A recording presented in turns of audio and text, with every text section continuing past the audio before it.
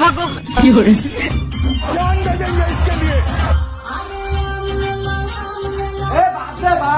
কি করে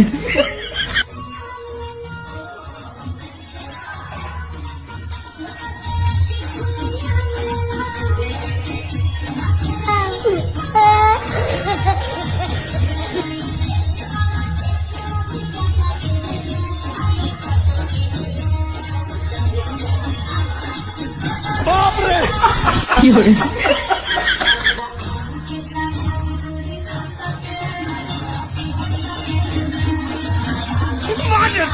কি করে